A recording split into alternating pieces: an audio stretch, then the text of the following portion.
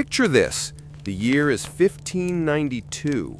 The air reeks of fresh bread and horse dung. You push through the bustling market when the crowd suddenly hushes.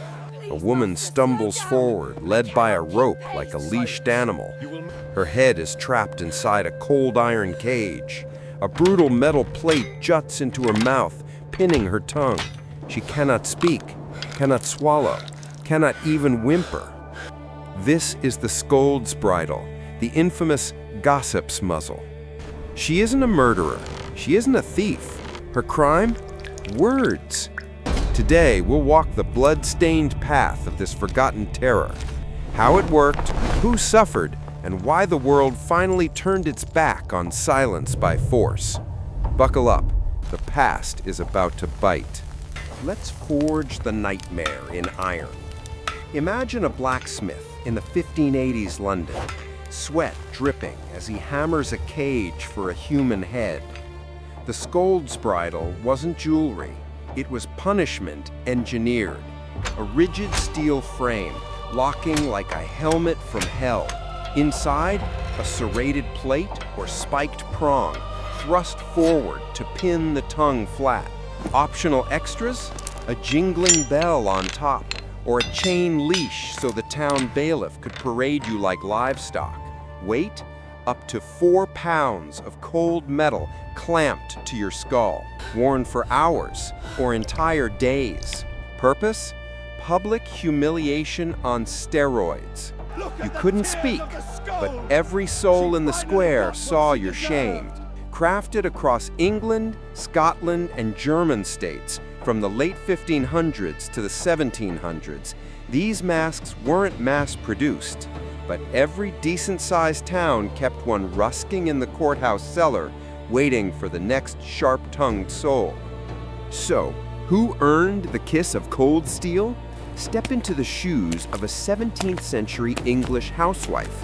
One sharp tongue, one whispered rumor, one loud quarrel with the baker, and boom, you're branded a scold. The law books called them common scolds, mostly women whose voices dared rise above a murmur. Spilled a neighbor's secret? Scold. Snapped at your husband after he came home drunk? Scold. Cursed the milkmaid for sour cream? Scold. In 1567, England's Justices of the Peace Act greenlit the bridle as official punishment.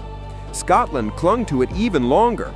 Records show cases into the 1720s. Men? Sure, but rare. A loudmouthed tavern brawler might taste iron, yet 9 times out of 10, the mask hugged a woman's face.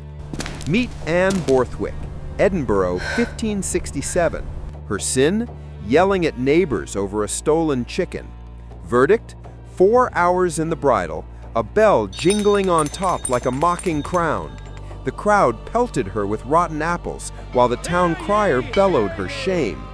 4 hours of silence, or blood if she dared move her tongue. Now the curtain rises on the theater of cruelty. Step 1. The magistrate slams his gavel. Sentence delivered, bridle the scold. Step 2. The executioner, or the local sheriff, grabs the rusted relic from the courthouse chest. He forces the cage over the victim's head. Hinges scream.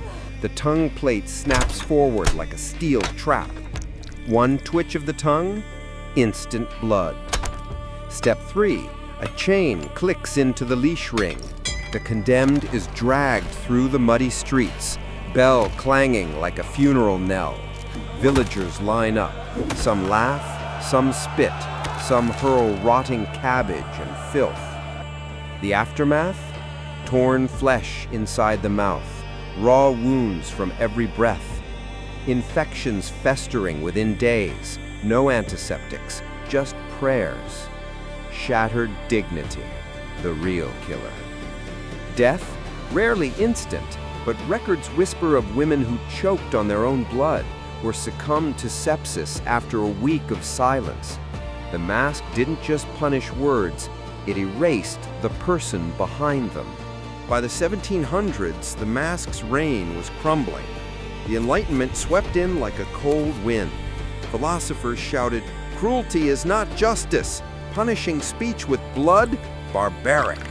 Prison reforms followed. Instead of public shame, the new creed was isolation behind stone walls. The bridle rusted in storage, forgotten. The last whisper of its use? An unofficial case in rural England, 1807. A magistrate who couldn't let go of the old ways. Today, these iron ghosts rest in glass tombs. Torture Museum, Prague. Musée du Cluny, Paris. National Museum of Scotland. But pause. Punishing words didn't die with the mask. It just went digital.